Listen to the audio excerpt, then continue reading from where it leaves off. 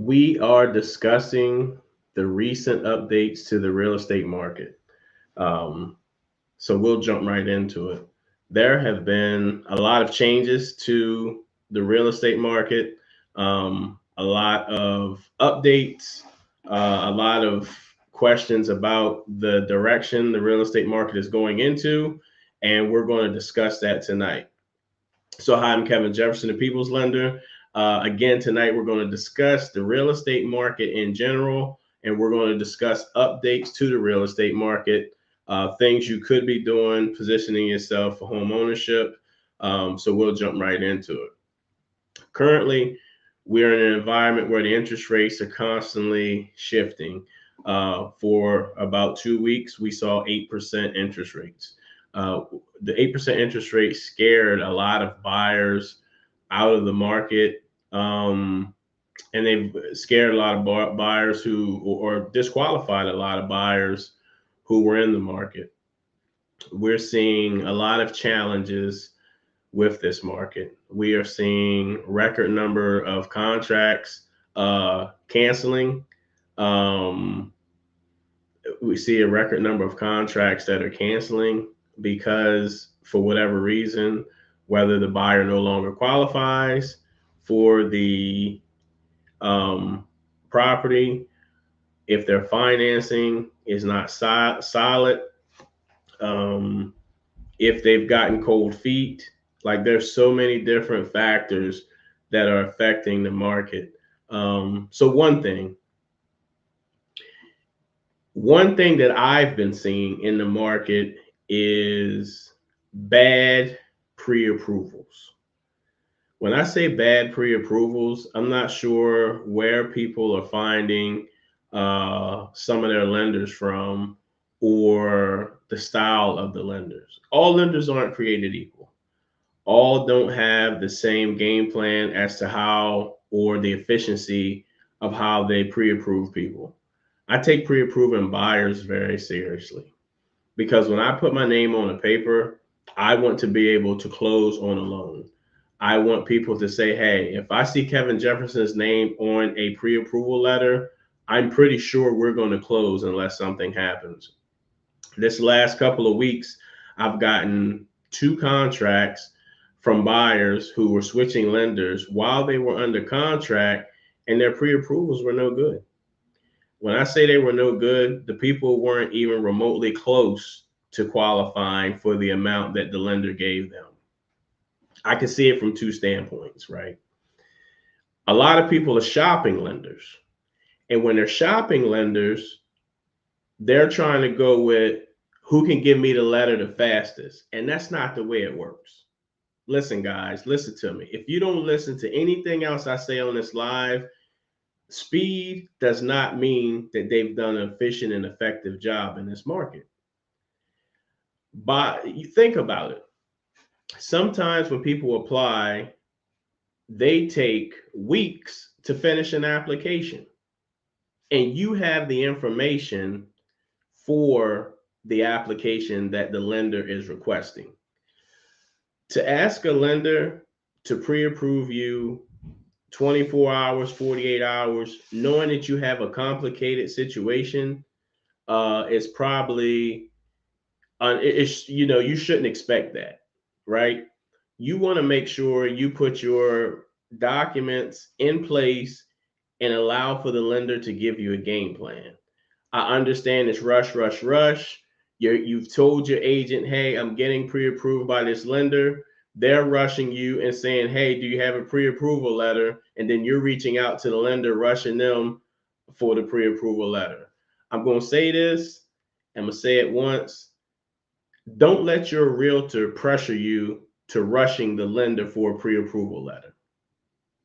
If you're a realtor and you are working with buyers, it takes time to get a borrower a good pre-approval letter.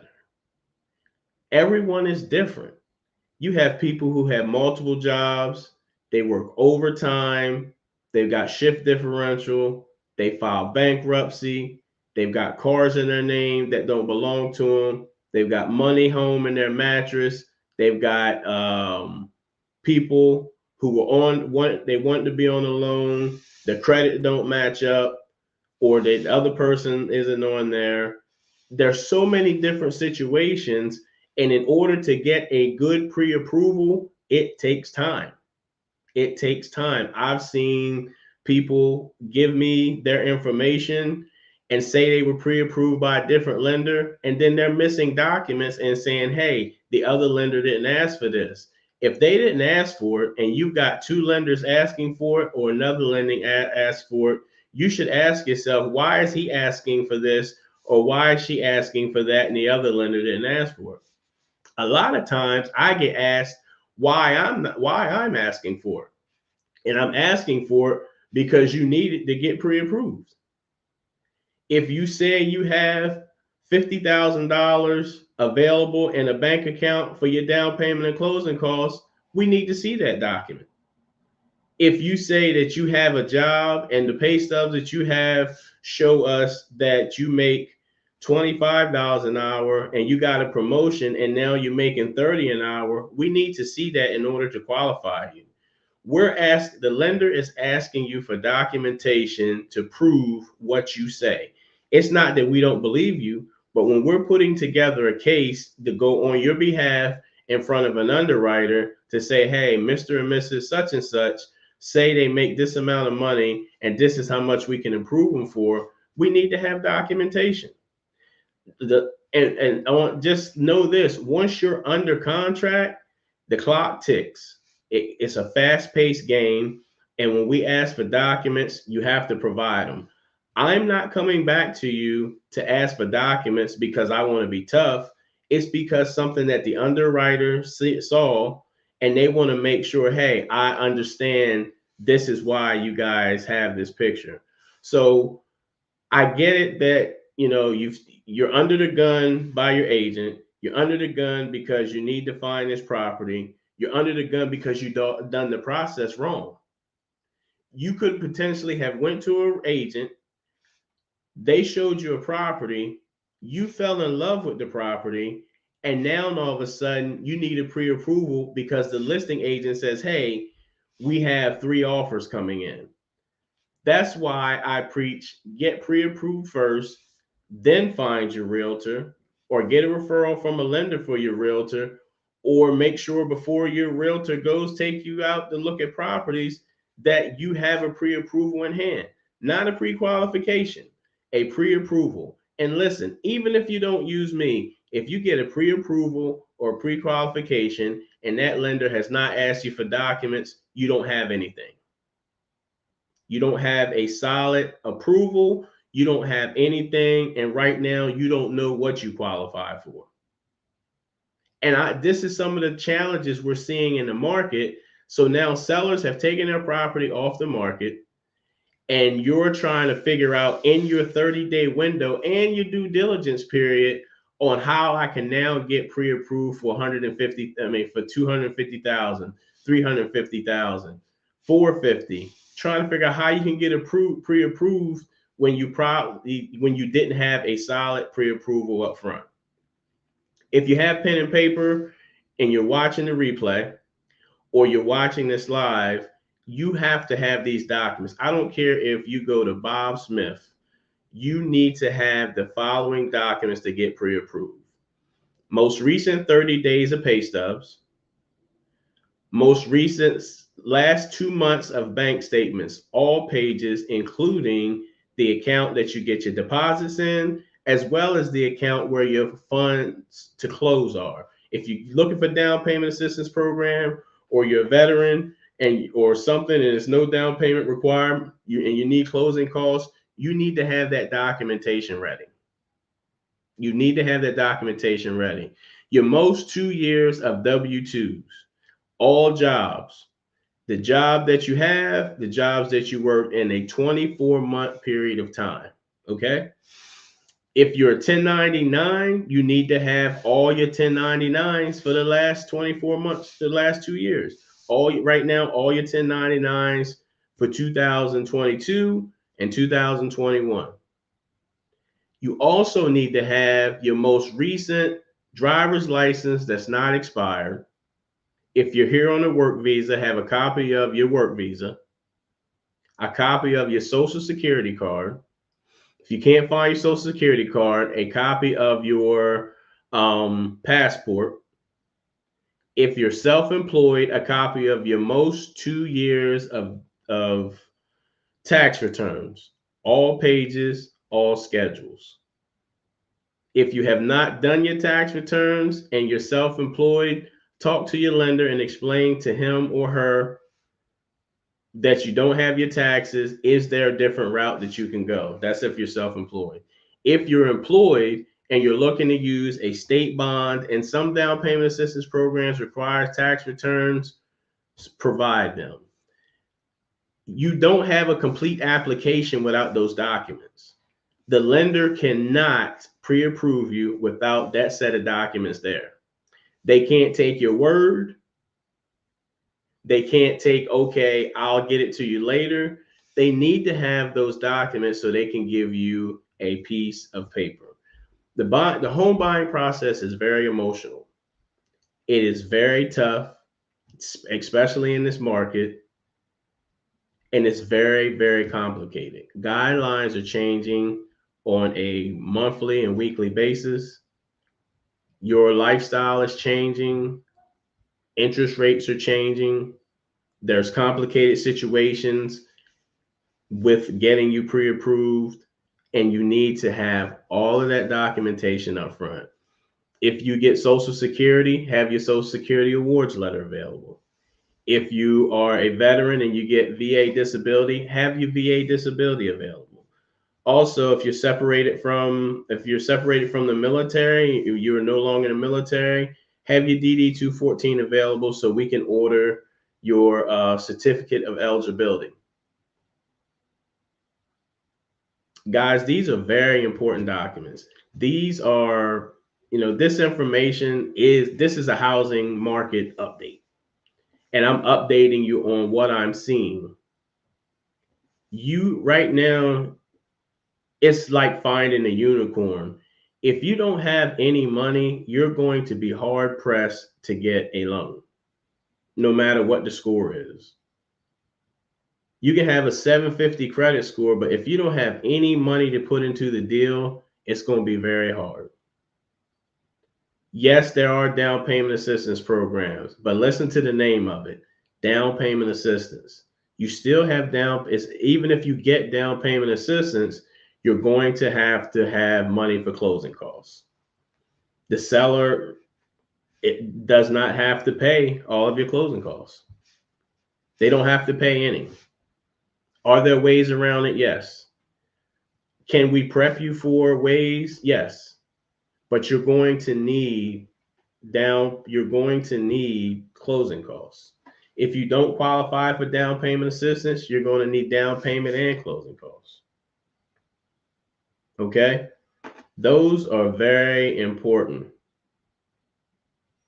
If you have a 401k, get your most recent 401k statement.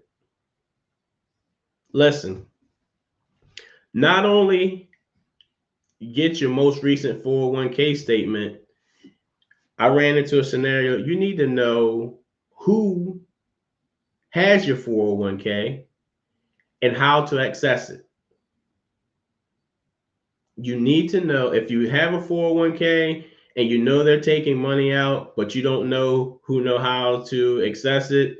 You need to know who has your 401k that you're paying into every week, every pay period, and how to access that so you can get it and it doesn't hold up your deal.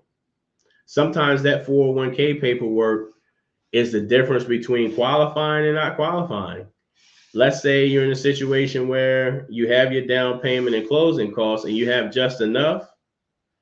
However, you don't have reserves. You might be required to have reserves. That 401k information could help you have the reserves that will allow for you to qualify for the loan.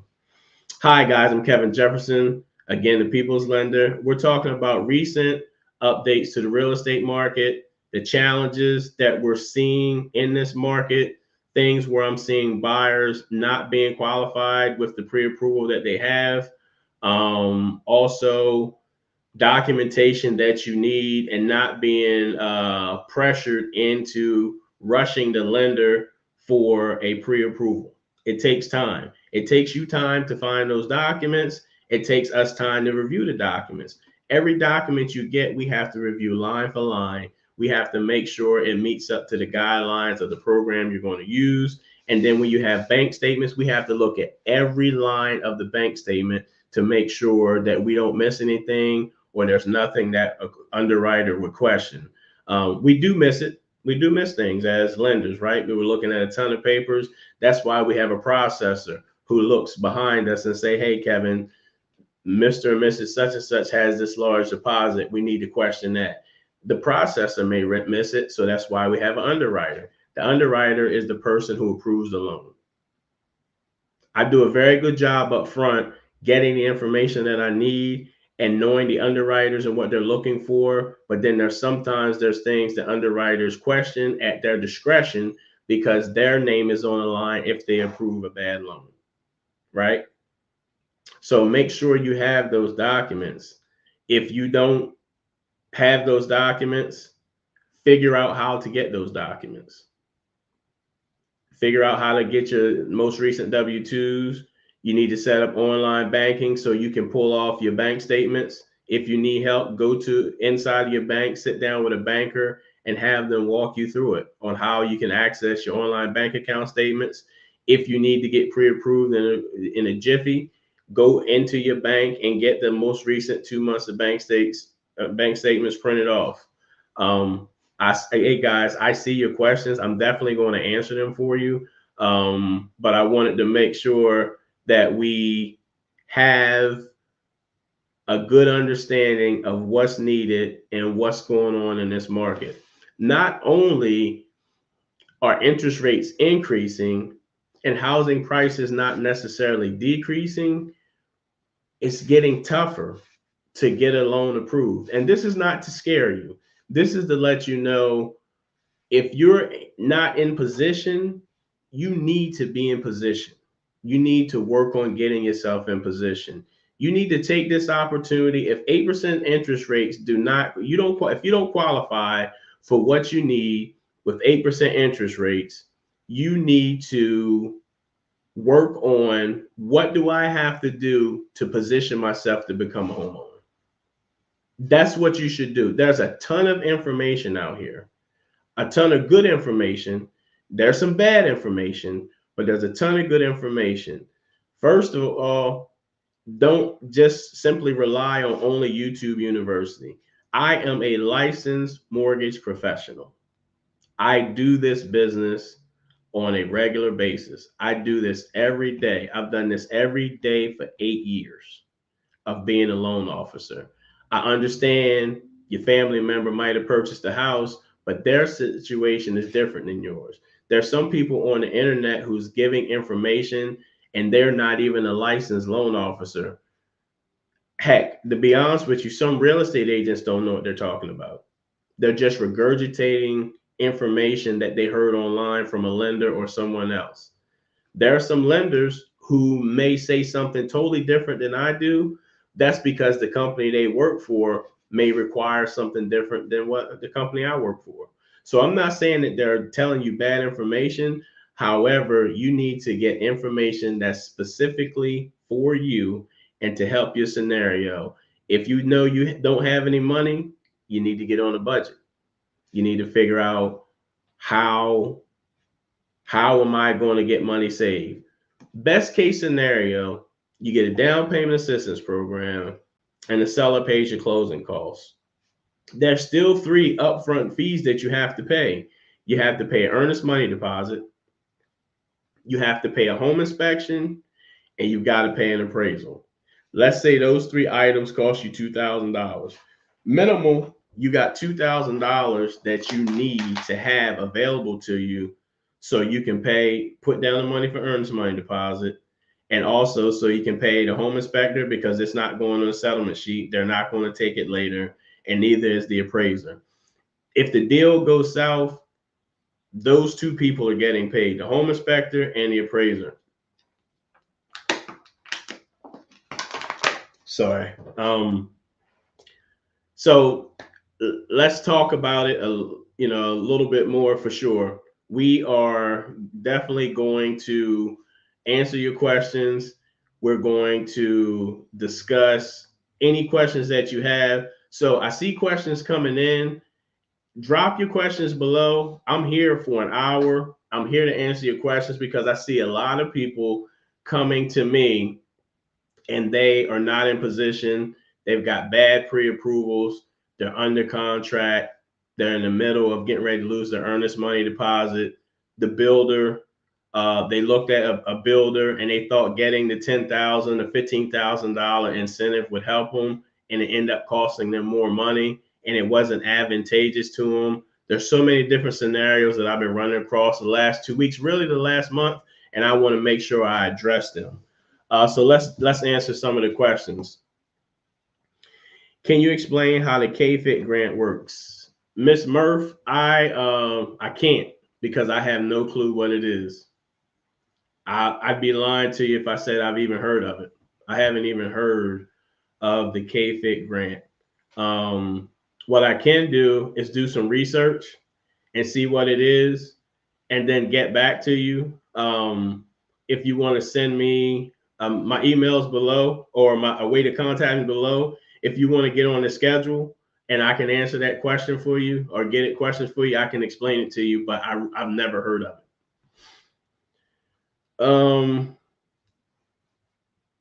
Let me see. Next question. I recently looked at new builds, and the houses are so expensive in the rural areas here in Texas that I don't even qualify for USDA on the front end. Got you. So with USDA is a great program, great opportunity. However, there's not a lot of people who can potentially qualify for it. USDA has the lowest front end debt to income ratio and back end out of all the loans.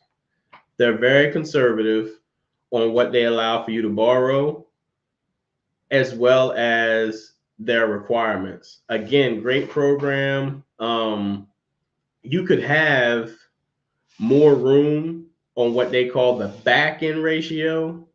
However, the front end is the housing ratio, which means, example, with USDA, you can't exceed 29, meaning let's take 100%. 29% of your income, the housing payment cannot exceed 29% of your income. If it exceeds that, then you don't qualify. That's whether you got a 640 credit score or 740 credit score. USDA is very, very conservative when it comes to housing ratio as well as back end ratio, because again, it's a layer of risk for them. Not too long ago, rural settings had inexpensive housing. Rural settings had inexpensive housing, and now that's not necessarily the case. New builds out in the sticks in Texas, depending on which part of Texas you are, Texas has higher taxes. Texas has higher homeowners insurance right now. All of those things combined affect what you qualify for, which is a part of your housing ratio. You say let me see, read the rest of your question.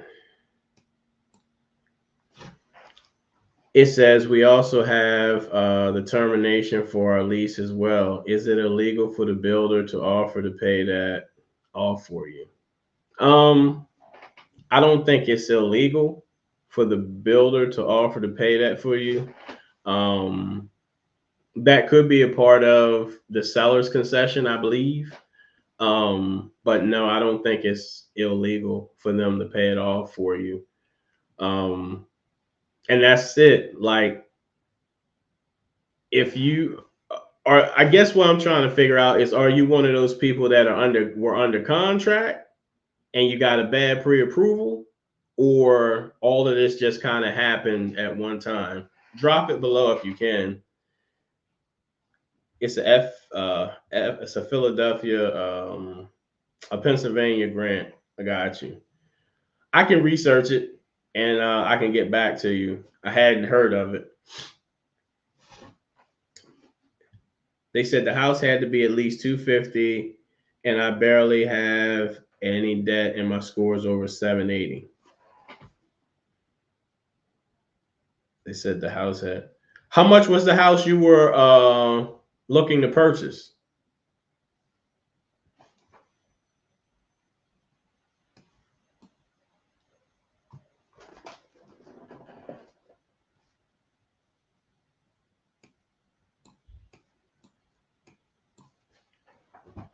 While you get that,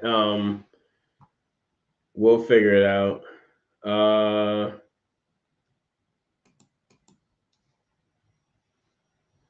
So you said you make 85K divided by 12 months. That's $7,083 a month. 29% of that means your mortgage payment can't be over $2,054. So on a $375,000 house, your mortgage is going to be over $254 a month. That's with principal, interest, taxes, insurance, even if they've got an HOA. So that's why. Remember, with USDA, you're not putting anything down. So the housing amount is based off of the 375. So without a down payment, you still are you're paying full price. So that's why. So like what I did, guys, was I took what she makes in a year, divided by 12, because that's 12 months, because we look at things on a monthly basis. And then I took the percentage of USDA, which is 29% front end ratio, and I gave her what her payment could not exceed in order to qualify. That's just housing debt. That doesn't include a car payment, student loans, credit cards, anything. That's specifically for her housing debt. Principal, interest, taxes, and insurance cannot exceed $2,054.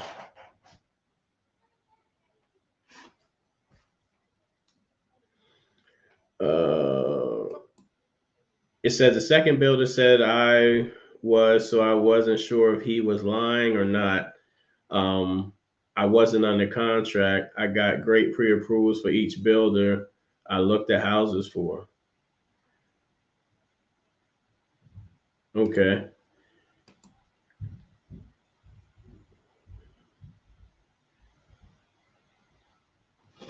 So,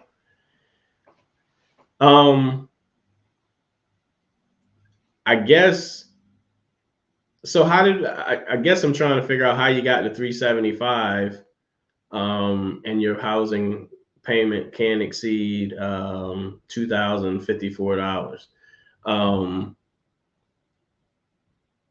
I understand that you might want 100% financing, but look in the FHA or conventional. With 780 credit score, you should be able to qualify conventional. FHA is probably going to be a better bet because the payment is lower, because the interest rate is going to be lower. And see if you qualify for some type of down payment assistance, or if you bring your down payment,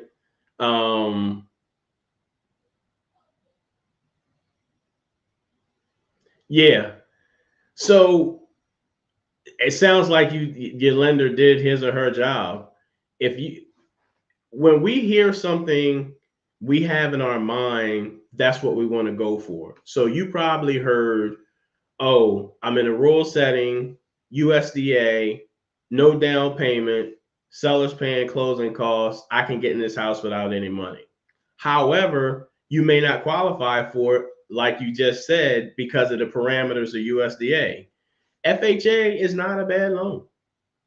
3.5% down payment. So you'd be paying 3.5% of the 375,000. If the builder has any type of incentives, then that can be put towards closing costs. Is it you getting into a house with no money down? No, but it's you getting to a house with some assistance. You know, from experience, builders aren't going to have down payment assistance programs because they have already given you some type of incentive. So worst case scenario on a $375,000 house with FHA 375 times 3.5%.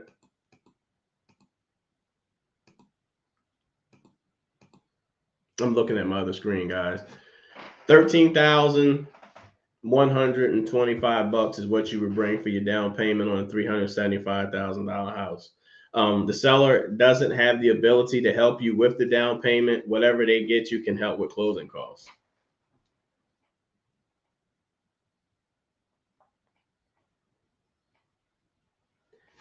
You have the option for gift money, but the lender wasn't sending any quotes like everyone else, and the builder wasn't helping with the closing costs like the other ones were. They were offering a 4.99 interest rate.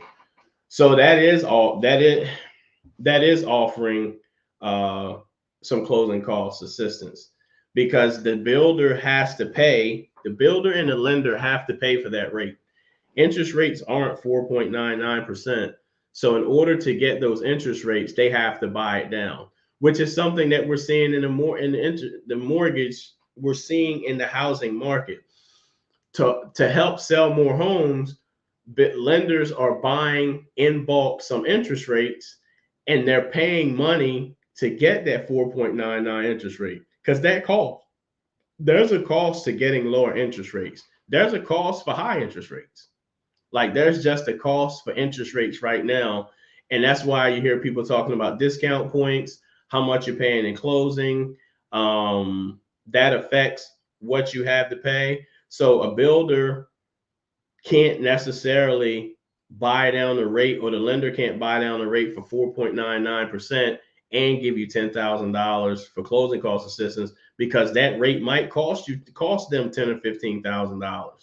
That 4.99% doesn't necessarily save you money in bringing it to the table, but what it does is it saves you money down the road, or in some people's cases, it allows for them to qualify, period, for more of a mortgage because the interest rate is lower. On conventional rates, people being with good credit, people are being quoted 8.625% with one discount point, 2 discount points. FHA, people are, I locked somebody last week with a 7.25 interest rate. 1 point. 1 point is equivalent to 1 month of, 1 point is equivalent to 1% of the sales price. So they're not necessarily giving you closing cost assistance, but buying down the rate potentially helps. And you have to figure out what's better for you. Is it the monthly mortgage payment that's better, or saving money out of your pocket? Hopefully that helps. What was the calculation you used to get the amount she shouldn't go over for the monthly amount? So I took her monthly income, her yearly income, which is 85 grand. I divided it by 12 because we look at everything on a monthly basis.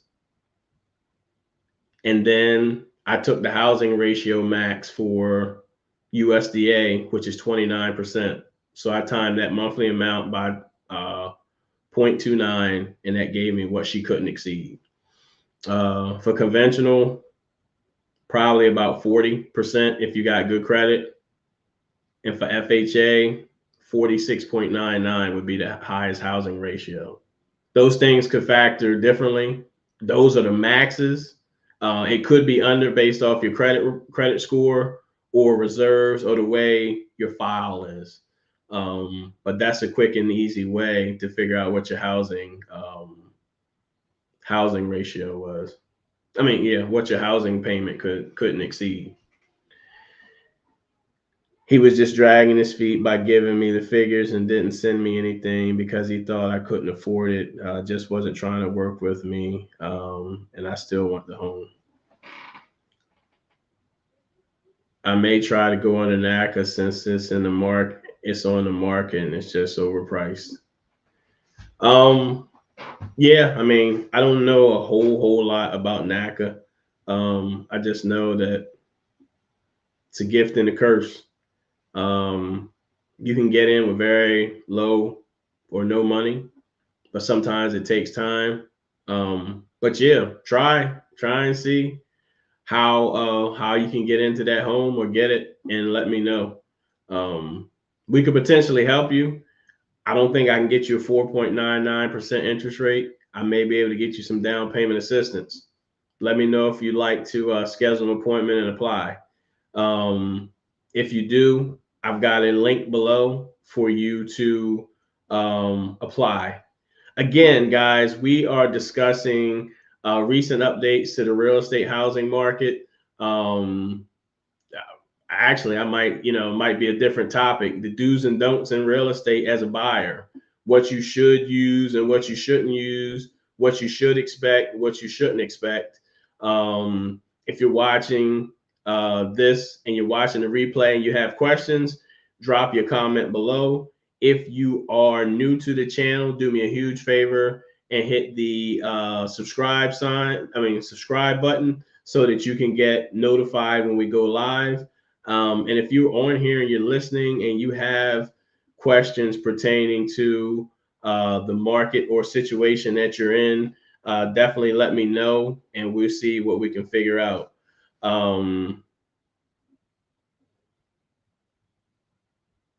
Gotcha. You said all you have is time. I understand. I would I would think about buying down the rate, Victoria. I tell you why I said that. Right now, we're seeing the highest interest rates have been in 23 years. If you spend, let's say it costs you 10 grand to buy down the rate, and then rates drop in 7 months, you'll never recoup that money because then you can refinance.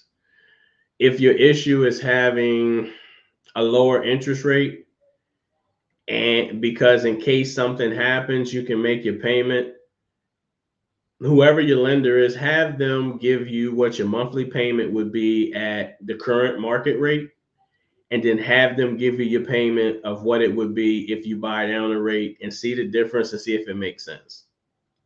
So what you want to do, let's say it would cost you $10,000 to, let's say it costs you $10,000 to buy down the rate to where you want it to be. And let's say it saved you $100 a month. It would take you 100 months to recoup that $10,000 with $100 a month saving.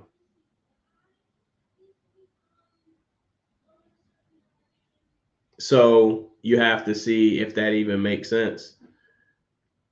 I'm not 100% sure, but in 9.5 years, 9 years, I'm pretty sure rates are going to drop. I'm pretty sure rates will drop within 9 years. Don't hold me to it, but I'm pretty sure that rates would drop in 9 years. Cool, guys. Something else that we're seeing in the housing market. Let me make sure I didn't skip over anybody's questions. No, it's just me and Victoria having a lot of dialogue. Miss Murph, I'll get that answer for you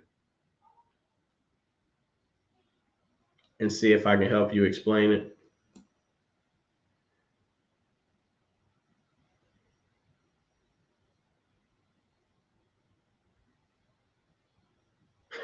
Yeah, I understand you trying to get the builder incentive. I definitely I definitely understand. If you want to have a conversation with me, you want me to take a look at the builders or the lenders estimated fee sheet if they ever give you one. I can take a look at it too, and make sure you're getting a good deal. Again, guys, hey, we're talking about the updates to the housing market. Another thing that happened is the inflation. So the Federal Reserve Chairman Jerome Powell last Wednesday, did not raise interest rates. So I've said it plenty of time. When the Federal Reserve raises interest rates, it affects your student loan debt. It affects your HELOCs. It affects student loans. It affects personal loans. It affects car loans. It typically does not have a direct correlation with mortgages in terms of actual mortgage interest rates. However, when he paused it, we did see a dip in mortgage interest rates. Um, we uh, we saw a dip in mortgage home interest rates. So that's not always the case. Sometimes that's just way the mortgage magic works. When they raise it, that's not always the case that they're going to increase the rates.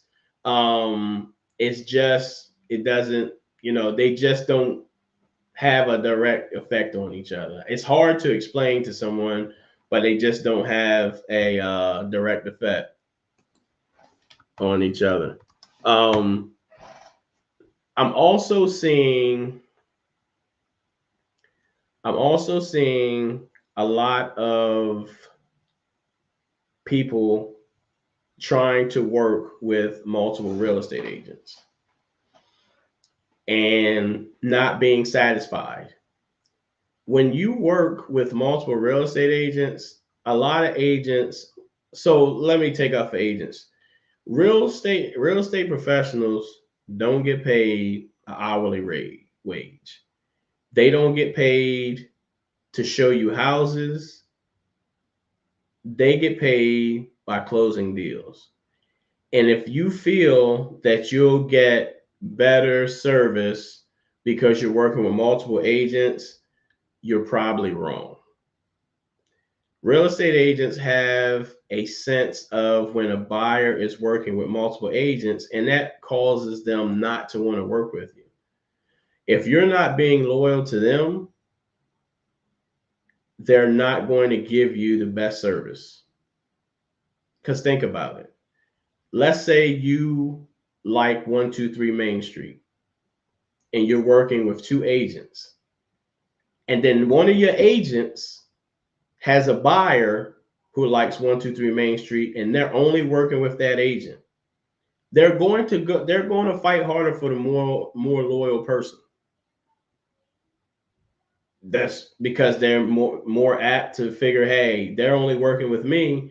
That's how I'm probably going to get paid. Right? That's probably how I'm going to get paid.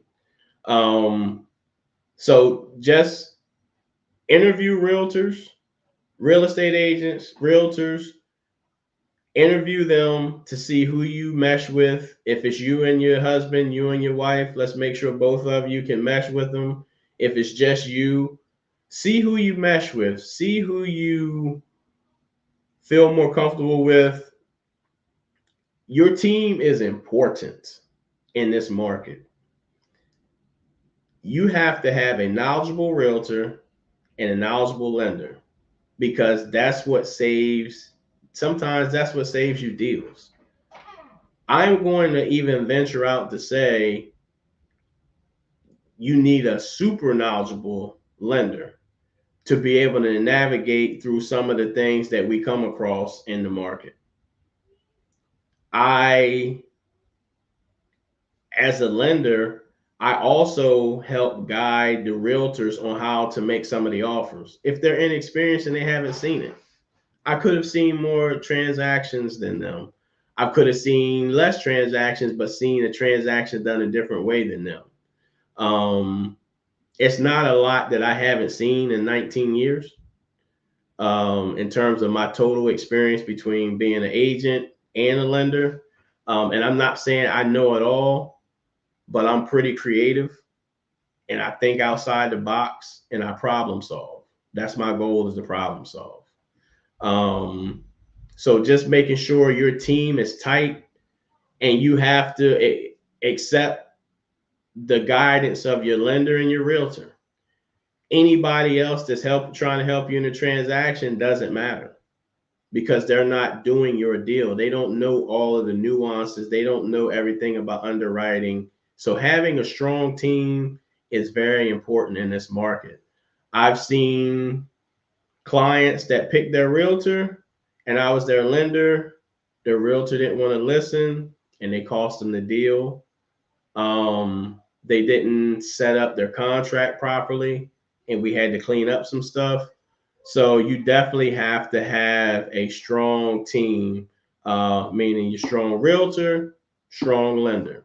Hey guys, again, if you are listening to me for the first time and you think this is valuable information, give this a thumbs up so we can push it out into the YouTube algorithm. I also have a Facebook group that I'm interactive in 5 days a week. We do quizzes, trivia. I think we're going to have a giveaway coming up soon. So you guys definitely want to join my Facebook group. The link will be in the description.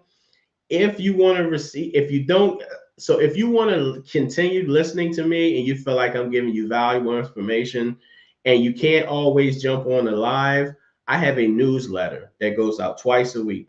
The newsletter has valuable information about the market. And then also the second newsletter has valuable information that I put out from my video. So if you didn't know, hey, I clicked on the subscribe notice and I didn't get your notification, Kevin, or we didn't get your notification, you'll get a link to the video that I put out most recently, whether it's a live or whether it's a pre-recorded video, and you'll be able to watch it at your own leisure.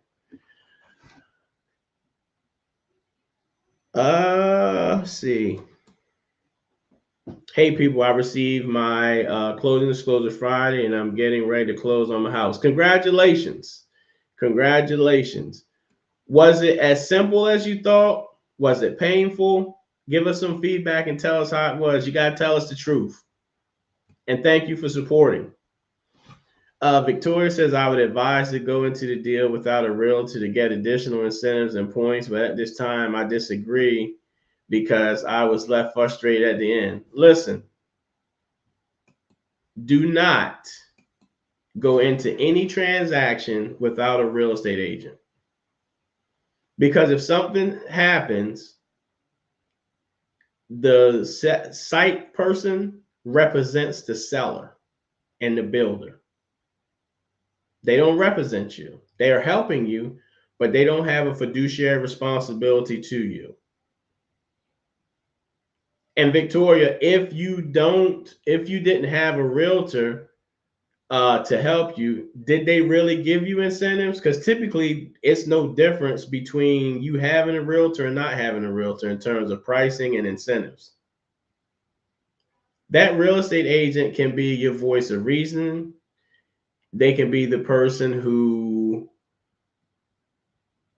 can be your liaison between you and the other builder. They can do things and be negotiated on your behalf while you're at work.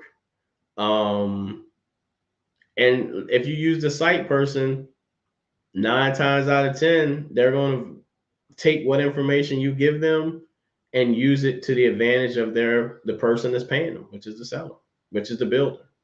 That's who employs them. So I would definitely advise you to have a real estate agent to help you, to guide you through the process. A knowledgeable agent, somebody who's been through it before, not just somebody that's your friend who's just their first transaction. You want to give them a shot. or your auntie. Like, you need to have somebody that's very experienced. Um, yeah, I have somebody that's very, very experienced with negotiating. It could be the difference between you getting another incentive or even getting your incentive. I give you a situation about a builder. I had a client come to me. They were working with the builder.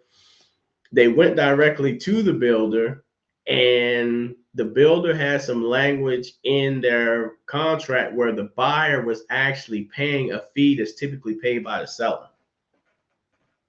And we're talking about a we're talking about a $575,000 house, and that fee was 2%. So that would have cost that person like nine or 10,000 additional dollars. No, like 15,000 additional dollars. And the builder was given a $15,000 incentive, so that's where the incentive went. They end up having to pay it because they had already signed on the line with the site person. They couldn't get approved using the builder's lenders. Neither one, like they tried three of them, and they came to me, and I got them approved, and they're in the house now. But it was nothing we could do because I tried to get them in with a realtor, and they kept going and talking on their own and didn't call the realtor. And by the time they got the realtor involved, it was too late. They wouldn't pay the realtor, and of course, they're not going to represent you for free.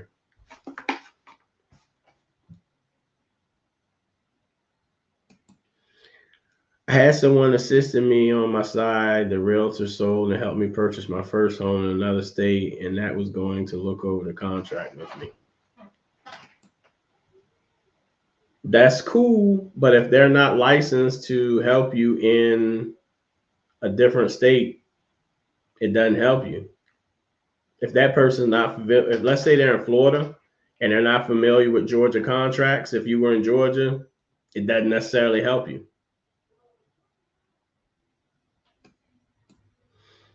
One even offered 2-1 buy down, but with the taxes, appreciation each year, it wouldn't make sense to accept. 2-1 buy downs it just depends on, it's kind of like pick your poison. It helps you over the course of 2 years of having a lower mortgage payment initially. But right now, every year, because of properties selling, we're seeing taxes go up and homeowners insurance go up. So your payment's going to change. It's kind of like you, as the buyer with a 2-1 buy down, you have to be pretty, not pretty smart, but pretty disciplined. If you're going to save $600 a month on a house note on a mortgage, you want to either save that $600 a month. This is just me speaking from my professional opinion and personal. You want to save that $600 a month or use it to pay down on debt. Let's say your payment is going to be $3,200 in 2 years, but right now you're paying, let's say, $26. I would still pay $3,200. I would pay them their $2,600 to the mortgage company and put that additional $600 in the bank. So you're used to making that payment, because it's going to be payment shock in 2 years, and it's not going to be $3,200. It's going to be more, because I'm sure your homeowner's insurance is going to increase. I'm sure your taxes are going to increase, and that payment is going to be higher.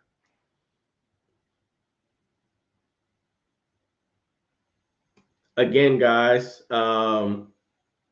if you are watching and you have questions, definitely drop them below and let me know what your questions are, whether you're under contract. Hey, if you're buying a house and you're getting ready to close, let us celebrate you. Let us celebrate you.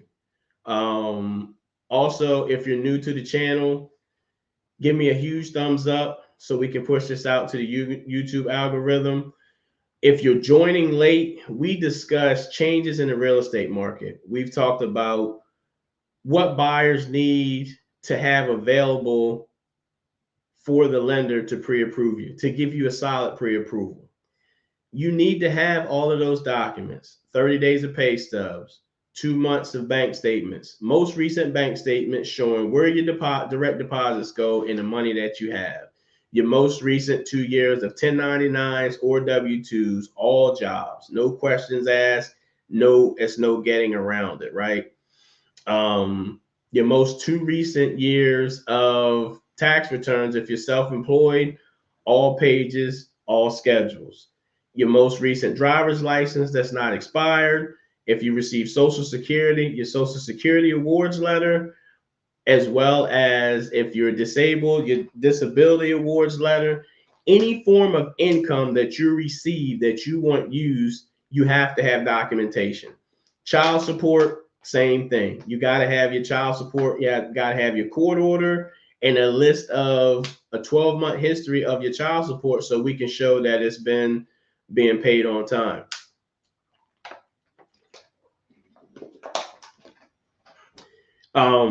And you also have to have money.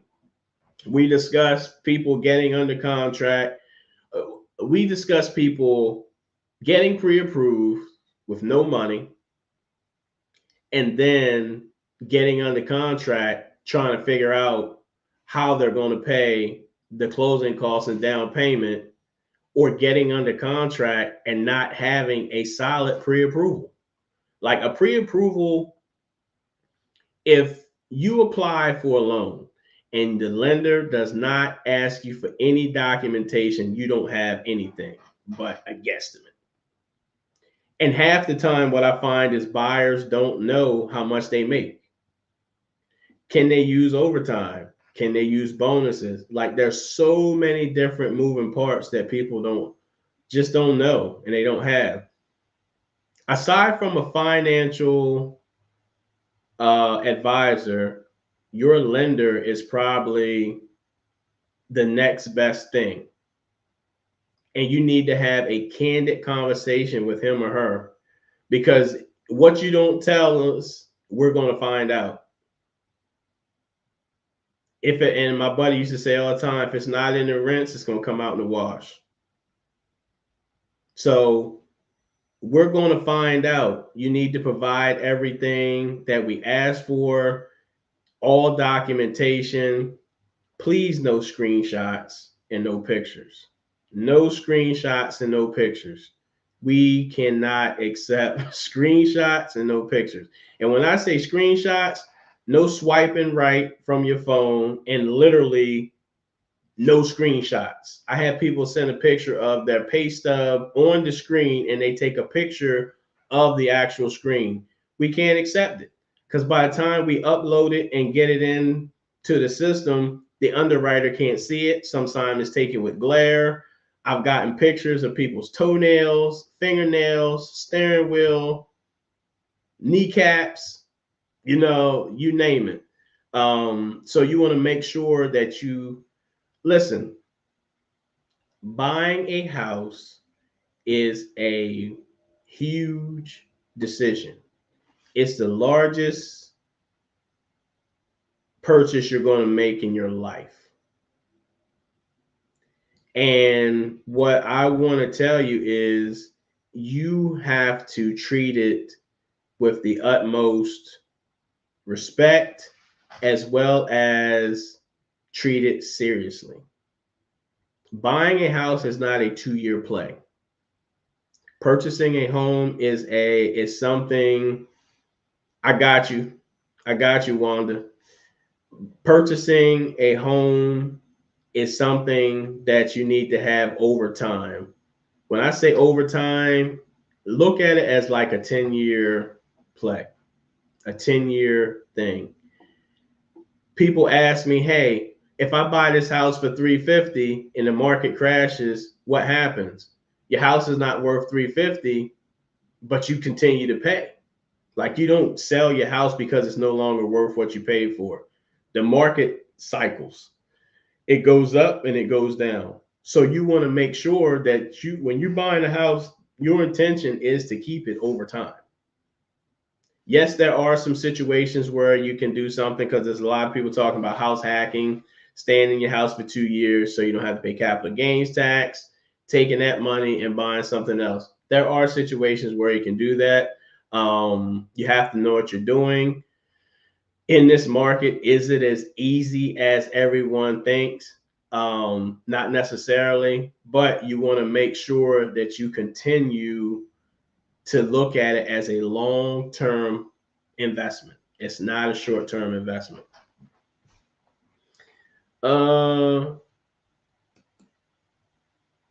Talk about hidden child support. So if I know what you're asking correctly, sometimes it may not be court ordered.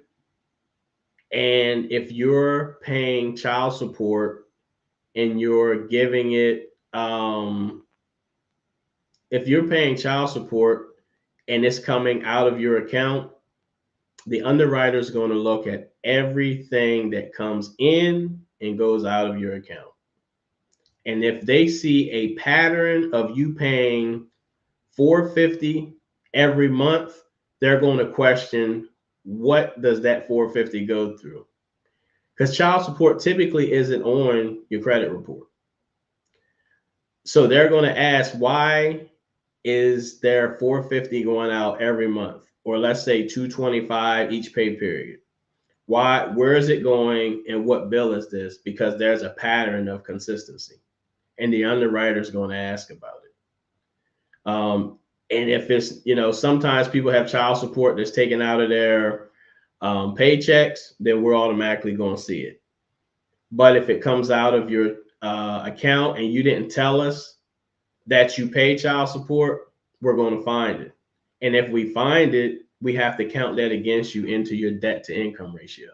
Hopefully I answered your question, Wanda. Well, I think that's what you were talking about. If it's paid, because if it's paid to the female, she could potentially use it if it's not court ordered. We just have to show that you have a history of receiving child support on a consistent basis. So it could help. I mean, and females pay child support too. So I'm not saying just men, whoever pays child support, if you pay it, let your lender know. Because if we find out and we see a pattern, we are going to have to count it against you. That's the same thing if you have a tax bill and it's coming out of your account. It's the same thing.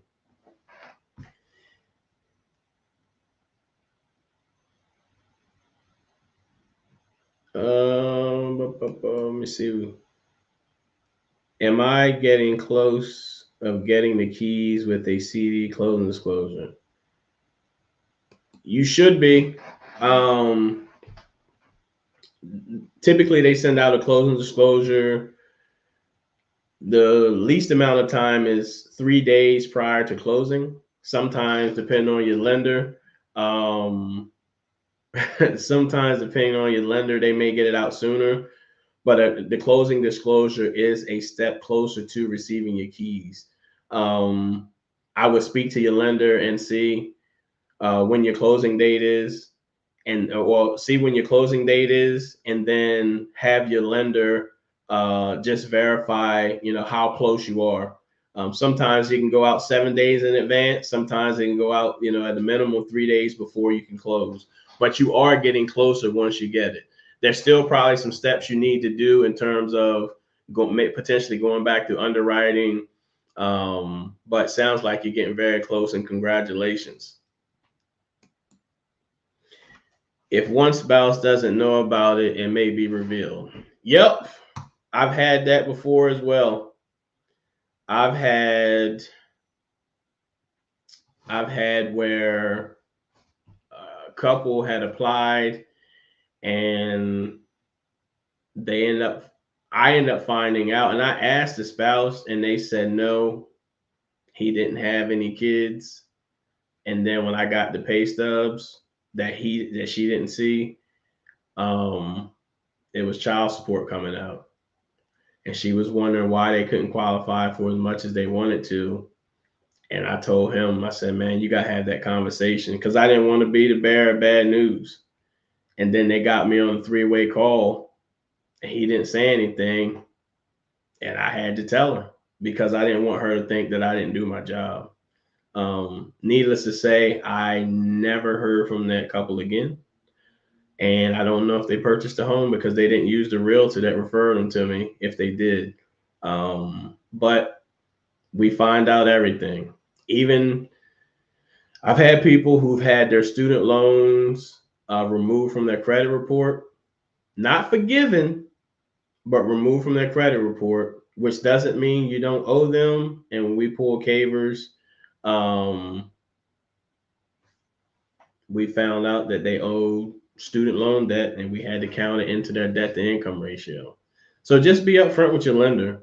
Because again, if we, even though we don't see it on the report, we have other ways to do checks and balances.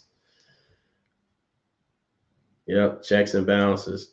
Hey guys, if you are liking what you hear, give me a thumbs up. If you're watching the replay and you have questions, do me a huge favor and drop your questions below. My team and I come back. We take a look at questions and we try to answer them. If you're on here and you would like to have a consultation with me, my link will be below for you to set up a time to do a consultation. I am a real person. So when we schedule an appointment, it's going to be for a Zoom link so we can see each other face to face. I get to meet you, you get to meet me. Shameless plug, I do have the ability to help you in all 50 states now, as well as the District of Columbia. So if you're in one of those states or want to move to one of the 50 states in the United States, including Alaska and Hawaii, I can definitely help you out. If you are currently under contract or you've shot with another lender and you would like to have me take a look or apply with me or have a discussion with me, feel free. All lenders are not created equal. So I may be able to see something different than your other lender.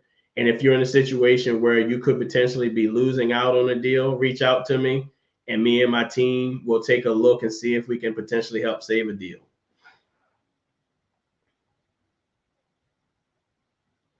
Yep, Wanda. Yep. Matter of fact, I think they did. I'm sure they used a credit repair person to remove it. And that's the thing. Like, it's cool for some things that you don't see it, but when it comes to a mortgage, if you owe government student loan debt, the government is not going to let you forget it. Let you forget it. They're not going to let you forget it. Hey guys, if you would like to join my newsletter, again, the newsletter goes out twice a week. We're not spamming you. We're sending out information on Monday pertaining to the market or things that you should know. And on Friday, we will send out the video that came out earlier that week, whether it was Thursday or Sunday. In case you miss it, in case the notifications don't go off, we will definitely see what we can do to help. I want you to, if you're watching this, I need some feedback. If you have not went to my community tab on YouTube, I asked the question, who would be interested in a home buyer's workshop? The home buyer's workshop is going to be different than this. It's going to be different. You're going to be on screen. I'm going to talk more about specific programs. It's going to be a combination of a lot of my videos, and you're going to have an opportunity to jump on screen and talk to me. If I'll do one, if I can get enough people to say that they'll commit to doing it. It's free of charge. I'm not charging you anything. I just want to see how I can help people. And I kind of veered away from the updates, but I want to give you this information before I go. If your goal is to be in a house now or even in the next 2 years, you want to start positioning yourself financially.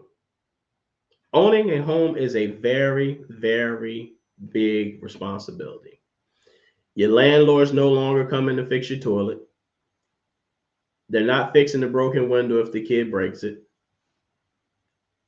If the hot water heater goes out, you have to pay for it.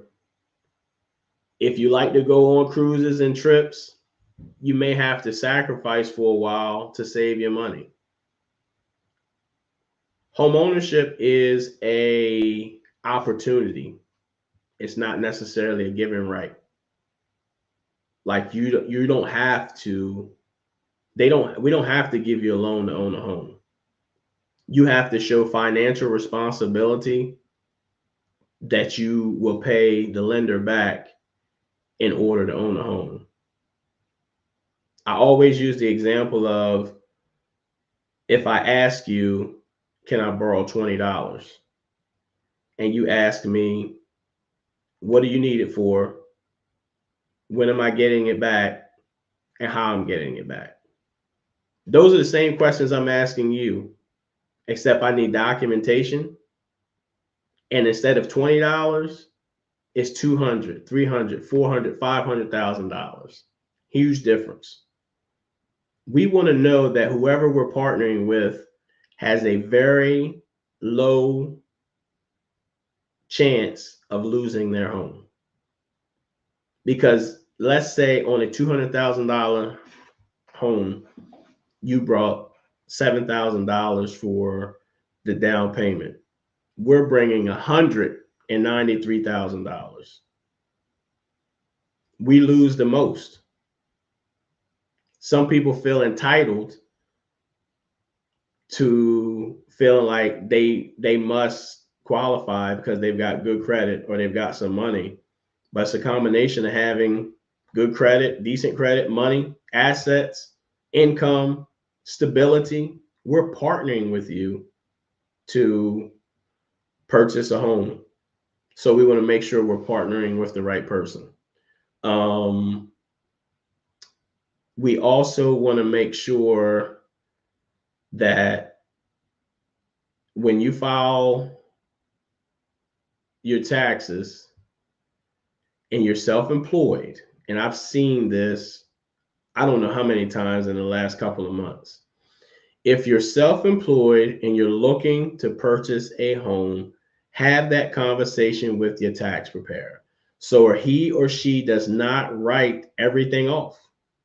Because if they write it off, if you make $100,000 in your business and they write off $80,000 in expenses, you make $20,000 a year. That's what you told the government. That's what we can use as income. Do not, I repeat, do not co-sign for anybody if you're looking to purchase a home, because you're responsible for that loan just as much as they are. You want to continue to save. You want to continue to sacrifice. I know eggs are $55 a dozen, right? But you have to be willing to sacrifice to get to the big dream. Yes, there are down payment assistance programs. Yes, builders are offering incentives for closing costs. But what happens if all of that goes away? You still have to be able to save. I always tell my buyers, prepare for the worst. Have your down payment, have your closing costs. If you can get down payment assistance program, cool, you get to keep your down payment. If the seller ends up paying some of your closing costs, cool, you get to keep some of your closing costs, but you have to have some investment in it as well. The highest risk for foreclosure are borrowers who don't invest in their down payment and closing costs. The second highest is when they put down the minimal amount of down payment and closing costs. So that's why now it's tough. Banks are scrutinizing everyone's deal because they want to make sure we're not getting these loans back. The highest rate of first month's missed payment is people who use down payment assistance and the minimal down payment. Not saying that they are less financial savvy, But when you don't have anything invested into it, you don't take it as serious. You see what I'm saying? If worst case scenario, you didn't have any money into the deal and something happened, you can walk away and not lose a penny because you've invested nothing. That's why it's getting tougher and tougher for deals to go through. Are we going to see a crash? I still say no. I think we'll see some foreclosures. And right now, foreclosure numbers are higher than they've been in a couple of years, but way below what they were in 2008 to 2012. You know, there's so many changes going on in the market. There's lawsuits on realtors and realtor companies saying that realtors conspired to charge sellers more. So right now they're trying to figure out if the sellers are going to pay the buyer's agents or if the buyers are going to have to pay the buyer's agents. So let's say you're a buyer and you've got a buyer's agent, you might have to pay them 2%, your down payment, 3.5%, and then closing costs. Do you have those funds? Like you're going to have some money. We're not talking about a car or a bike or a motorcycle. We're talking about hundreds of thousands of dollars that are being invested. So guys, I appreciate you for listening in. I'm losing my voice. Do me a huge favor. If you are not, I got one request. One request. If you are not subscribed to the two requests, if you're not subscribed to the channel, please do. Help me out. That's my ask. That's my Christmas gift. I want that to be my Christmas gift. Subscribe to my channel, and the other thing is subscribe to my newsletter. The link will be below to subscribe to my newsletter. You can go up here or over here or somewhere around here and hit the button to subscribe to the channel. Again, I'm Kevin Jefferson, the People's Lender. Thank you. Have a great night.